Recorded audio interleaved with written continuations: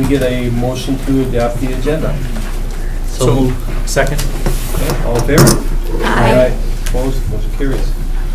Okay, citizens and delegation. Is there anybody here that would like to speak to something that's not on the agenda? Not on the agenda? I don't know if I'm on the agenda or not. You're on the agenda. I'm on the agenda. You're Okay, and then that would bring us then to our state representative, David Stephens. Thank you. Thank you. Well, first of all, again, David Steffen, I'm so glad to be here. I'm an Ashwaubenon High School graduate. I went to Cormier Elementary School, then to Valley View, then obviously to Parkview, and graduated from the high school. So did my sisters. So this is home for me. The public education system here is home for me. My son, who just graduated from EWUGB, also went to public education in Howard Swamico. I like to have these opportunities to in particular meet with my partners in representation for Ashwaubenon, and we are collaborators, we're partners, we're both serving the same constituents just in different ways. And so I like to have this opportunity to just share with you some of the things that I consider some successes, and talk about also just make sure that I'm always available to you for the future.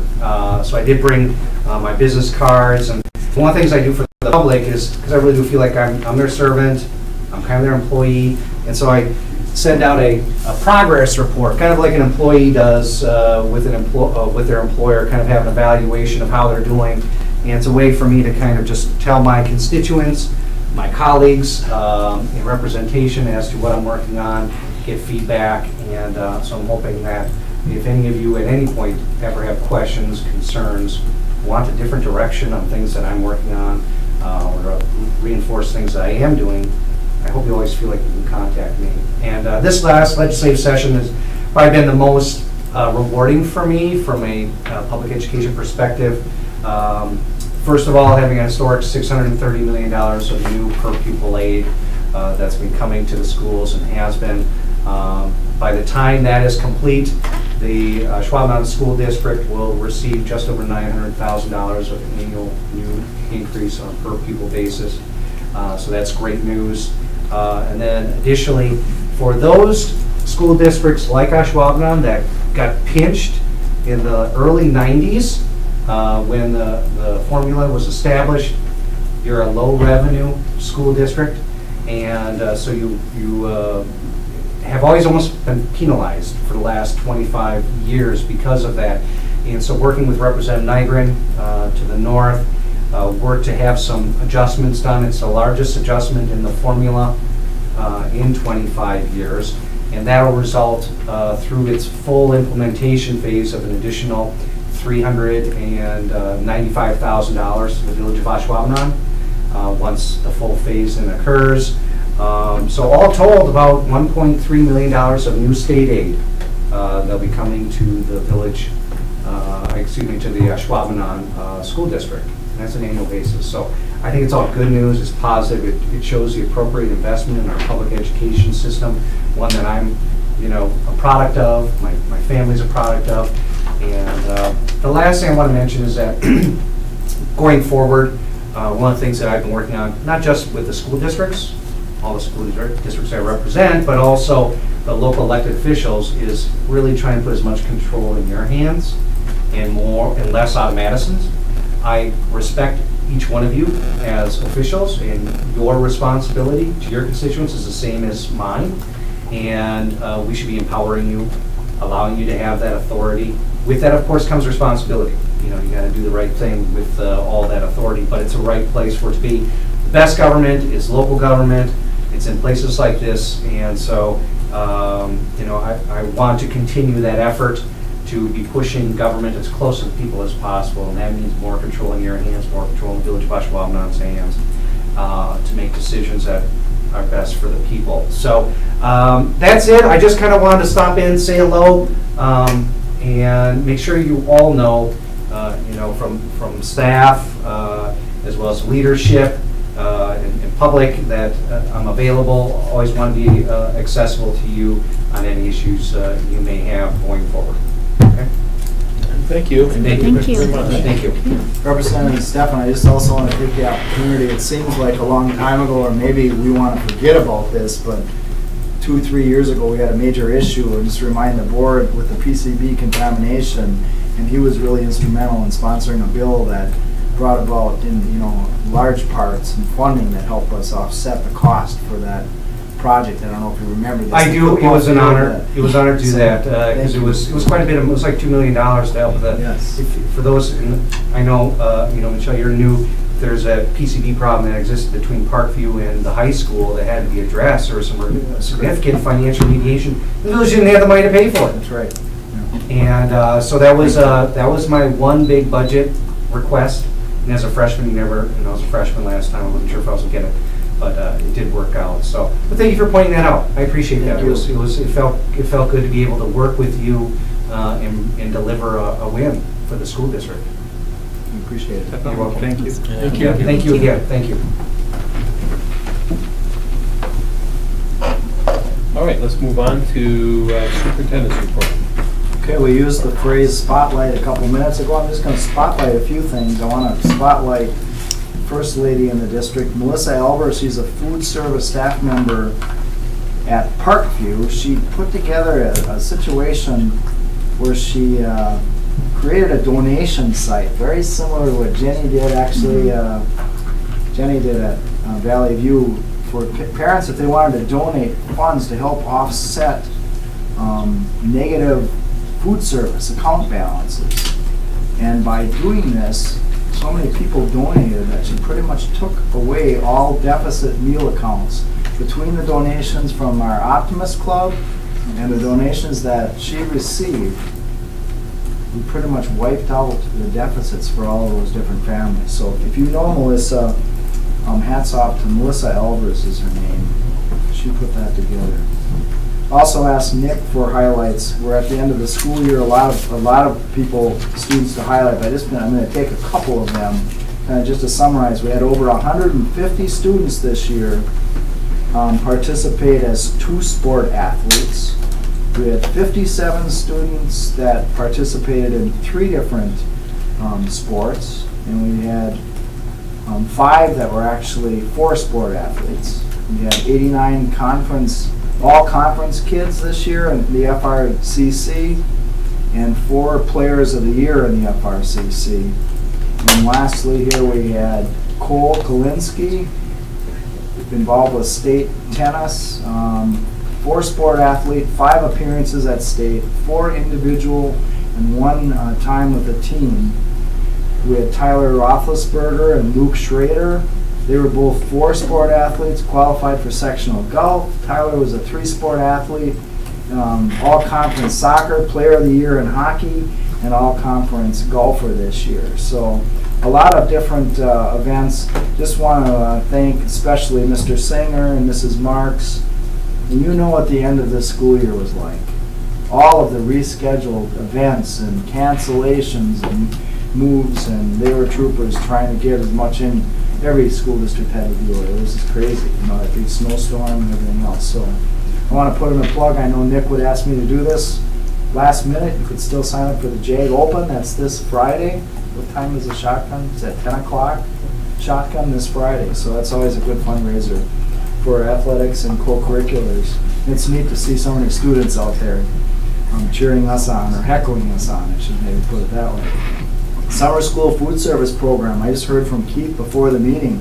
Huge success, but for the public, if you're not aware of this, this is the first time we're offering a free lunch for all children 18 years and under. Adult meals are available for $3. We offer this June 13th through August 15th, and it's at Parkview Middle School and also at the Fort Howard Park from 11:45 until 12:15, Monday through Friday. And do you remember the number, Keith, you shared with me? What was roughly the attendance today? It exceeded. We ran out of 200. We ran out of food. Today was the first day we ran out of food. So I'll give you an idea. I want to compliment Betsy on this and Keith and the promotion that's going on. I know Mandy's helped promote this. This just gives you an idea of the lunch cycle, the food cycle that's going to go on. This is, I think, this month, and there will be another cycle coming out next month. I also just want to, So before you move yeah, on, I want to make sure people understand. Any student birth age 18, no charge for meals. You don't have to sign your name, you don't have to prove need, anything. Any student, any person who shows up, 18 or under, free lunch. not just the students that attend summer school. Not just students that attend, not just Any students that attend that student, school that lives district. in- Anybody in that age range shows up, they get a free lunch. They don't have to do anything, they get the free lunch. And how are you Nutrition. funding that? It's a federal Grant. program because those areas have a higher financial need, but you don't have to have a higher financial need to qualify. So this is similar to what the Green Bay Public Schools has offered for many years, given the need and what Keith just explained. That circle is now widened to these two areas, which certainly helps from a nutritional value. Some families that normally would not have that option. So. Good. I also want to compliment again, this becomes an annual announcement, it sounds like it, to Parkview Middle School, to Mr. Carter and Mrs. Husek Ms. Husek in terms of the PBIS. They're recognized by the Wisconsin RTI Center again. Parkview recognized at a bronze level for their behavior focus. And Valley View to Mr. Wires and Mr. Bake and the staff there. They were recognized at the state level at the silver level. So we seem to every year have a lot of schools that connect with not only there but Pioneer to find out what we're doing and how we're doing it, and it's pretty neat to be on the radar. So congratulations to both of those sites. The last thing I wanted to highlight is I put a note to myself, he did it again, that's Mr. Albrandt. Now he raised up to $7,000. He has a goal of raising $10,000 for a greenhouse. And he has a vendor, Conger, agreed to donate all of the construction costs and actually construct a greenhouse now at the high school. And the last this was 2 weeks ago, so I imagine that $7,000 figure is probably It's higher over than- that. Is it? Do you know what it is by chance? The last time I looked, I think it was 7,400, or might, and that could be higher now. Very close. But anyway, it's just, word that comes to mind is just self-initiative. I mean, he goes above and beyond the classroom. And he'll have kids working out there this summer, if it's like last summer, and gets donations. Besides submitting an AEF grant, that's how this started a couple of years ago. He submitted a grant. In addition to that, he just finds ways to get other materials donated and does great things for kids. So if you get a chance, please congratulate and thank him. And last, I just want to maybe start a new tradition here in Ashwaubenon. I am going to propose a gift that could maybe be carried on, or a tradition. You never know.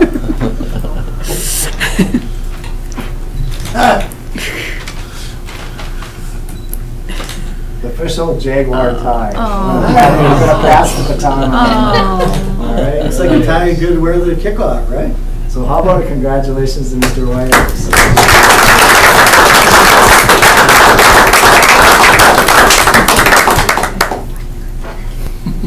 All right. All right. Thank you very much. And let's move on. And we got a short meeting tonight. We have no discussion items. Can we go back to the Yeah, we have, consent agenda? we have to skip the consent agenda. You skipped it. Can we get a motion to accept the consent agenda that I've solely missed? I move that we accept the consent agenda. Second. All in favor? Aye. Motion passes, 5-0. All right, got it. Action items, adoption of the annual meeting and budget hearing agenda.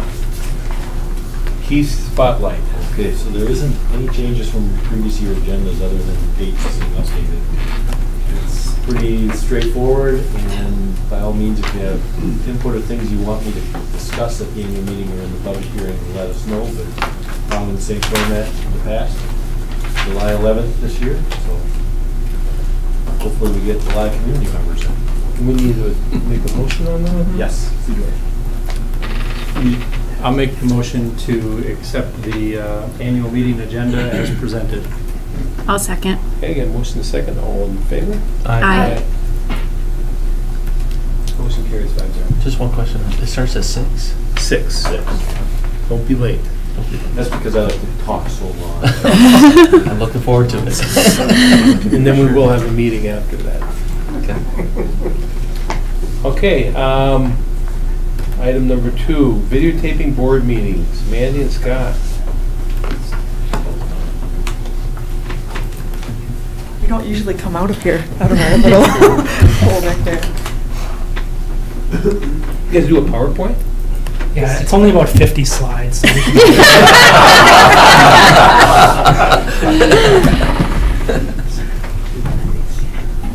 can You're looking for your replacement. Are you guys our tech guys here? Yeah, I don't know. She's off today.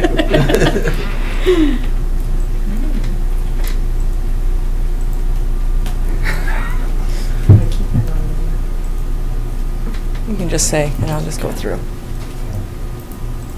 Okay, so basically what it comes down to is, as you guys know right now, we stream these meetings out to YouTube live, and then they're available on demand afterwards, and then it's also streamed out through the cable channel as well. The issue now, though, is that there's a bunch of regulations around the ADA, Americans with Disabilities Act, that requires all that stuff to be closed captioned. So what we're looking for here is, well, obviously there's a cost associated to this. So we're going to show you some options about cost and whether it's something we want to pursue or not. So like I said, we have it live streamed on demand. They're not closed captioned today, and we have typed meeting minutes. Our proposed change is going to just be to get rid of all of the recordings. But we will give you guys the option if you want to pursue the recordings yet, the cost behind that. Yeah, so like Scott said, there's 2 different reasons, the funds, and then we've been doing a lot of research the last couple of months just to kind of see how it all panned out with the video views versus the funds and what it would cost us to continue to record the videos and then add those the closed captioning. So on this screen you can kind of see what the closed captioning costs are. The recommended venue that we use is CSUS 7, and theirs would be, and we did approximately 13 board meetings, and then we averaged the time that most of the board meetings were, and we came up with these average costs. So in 1 year, it's between about 2,900 to 3,900. And then there's another website that is an option that would be less than that, which is a little bit less than $1,200. And then we just kind of broke it down 5-year, 10-year costs just to kind of show you overall what it would be. And then the future boardroom equipment, we just kind of put that in as well, approximately $2,000 to $3,000 for that. Then when we looked at the YouTube analytics, I know this is really small, so I kind of broke it down over here. This top part in the blue, these are the videos that we have live and on demand. We would not be able to have these live anymore because we can't do closed captioning live. It's way too much of a cost to do the live closed captioning. So if we look at the views, there were some higher views when we had them live and on demand because a lot of people are watching them live. When you look at only the on-demand videos, the numbers go down drastically. So when we post the video and then somebody watches it after the fact. So average views per video are 37. So we have 37 viewers. And then the average watch time is 2 minutes and 46 seconds. So that's how long somebody's watching the video on average. So in other words, someone Yeah. channel surfing, they see it and they realize we're moving on, right? Mm-hmm. Yeah, so a lot of times people just click. So these views, a lot of times people just click and then they go on to something else. So yeah, that's just kind of the YouTube analytics. When we looked at that, we saw we aren't really getting a lot of views on these videos. And then we reached out and kind of looked at what other districts in the area are doing. There are only 2 out of the 11 districts in the area that are posting videos of their board meetings. And one of them, Pulaski, isn't doing closed captioning right now, so I don't know if they're going to continue. So the only other one is Green Bay that's actually doing closed captioning. The other ones are all doing just typed minutes. So with that, do you have any questions for us? Okay, so you don't think you're getting criticism from community members saying, hey, I want to watch the school board meeting, but I can't. So what is our option then? Board minutes are going to be posted? The board minutes would be posted. I think the point is, that was a question, you know, I said, well, how many people are watching? We should be able to, you pull out the data, and the average individuals watching for not even 3 minutes. Yeah. Yeah, they're not really We watching. look at, I don't know, you know, it's not that the information will not be available to the public. Certainly, there's documented minutes that will be published. They will be published, though, a month late. Board minutes do not get published Until they're after approved. the next meeting. I'm not saying we do this, but is one of the options that we could do certain meetings? You know, like the annual Yeah, meeting? You'd have to buy you'd have to then you cost. The problem is you can't broadcast them live unless we're paying Right. that much higher cost to have it. There would be like a day or two subtitles. delay though. I mean, Yeah, so right, like yeah. the village, but the village used to do the same thing that we do. They used to do streaming live to YouTube, and then they did it to their cable channel too.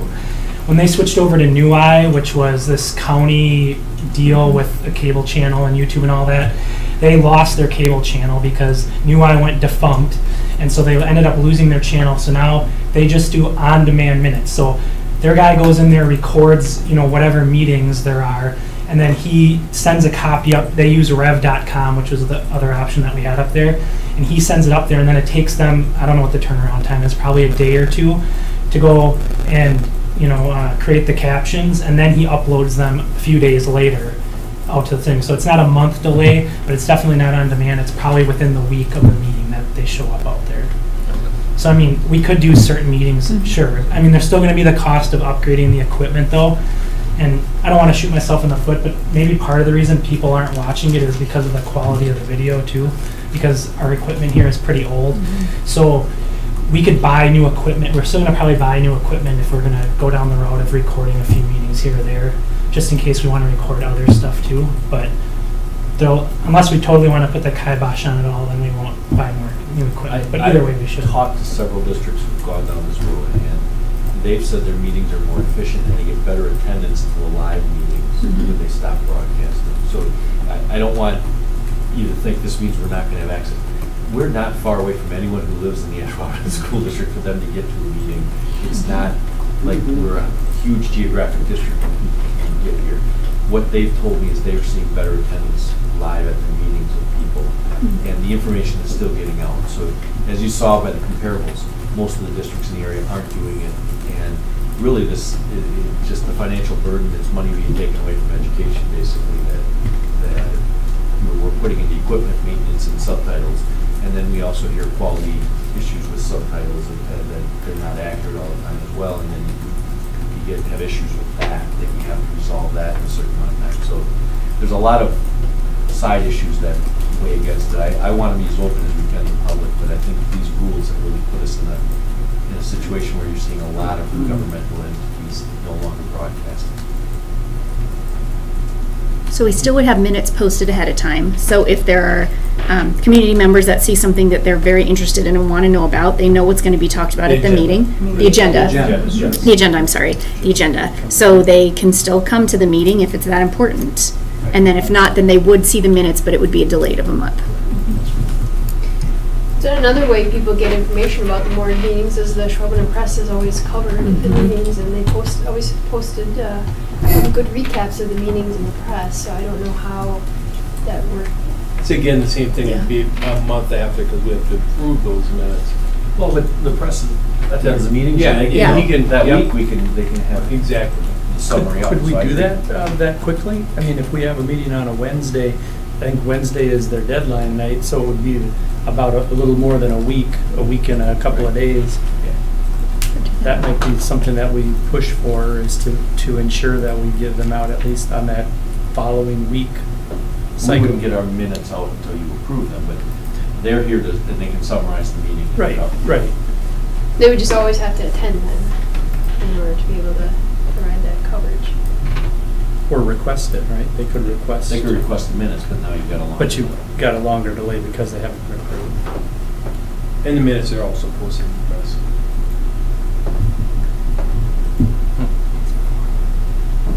If you're worried about the delay, we could post minutes earlier and list them in a separate type that haven't been approved yet. And then, once they're approved, we can change, there's some things we can do there as well. if you're concerned about the delay of posting minutes. because it's a month delay. How often do we change anything in the minutes? I don't think we've ever, Very since I've been around. Maybe a typo. Although if the minutes are the only recordings, I think that I probably would change some things as to, I think the last meeting minutes, something that I said was, it wasn't quite what I meant. And if that's the only thing, I would do more. I would look closer and I would change it. Well, I guess I feel like if the agendas are posted and if there's something they feel strongly about, then, like you said, it's not that hard to get. We're located in Ashwaubenon, and How early is the agenda posted out there in the newspaper? Is it The agenda? Yeah. Is sent out, I try to have it Thursday before the meeting. Thursday So before? it's not posted, I don't believe you put it in the press, the agenda, do you know, Kevin? I don't think it is. no, I don't think it does. But it's out on the website, it's on the out in the website. schools, it's here. Okay. And if there's a hot issue, people will know. And they'll be here. I mean, the other option too is we can announce that the agenda is available on our social media sites too. That might Oh yeah, be that can get it out. That's a good That's an idea. excellent idea. Because I think the agenda is probably the more important part. To get the people here if they want to be. All right. Anybody else have any questions? Okay, can we get a motion on this one? Do we need a motion? That's an action item. So I'll move. Well, hold on, I have to know what I'm moving for, though. I have to always say it right. So I move to stop videotaping meetings as presented. Here.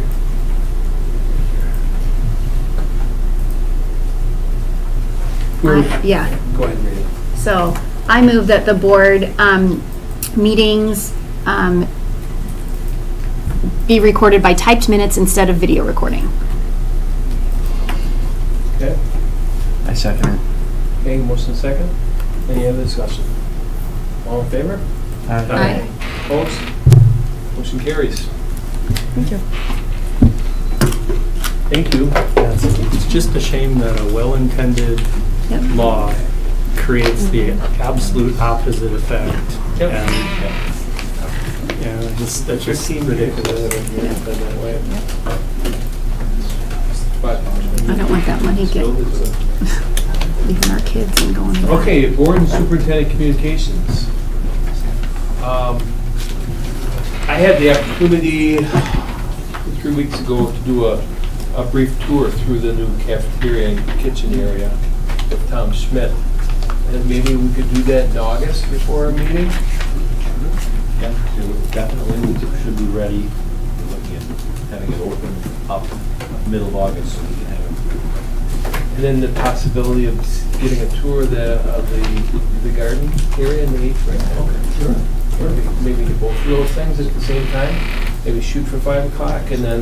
Or should we just do the meeting at the high school? We could possibly do that too and have it at in the PAC. I'll check to see if it's we'll have to check available. availability. Okay. If we can't do PAC, we can find a different spot. That would be perfect then. Yeah, we'll put it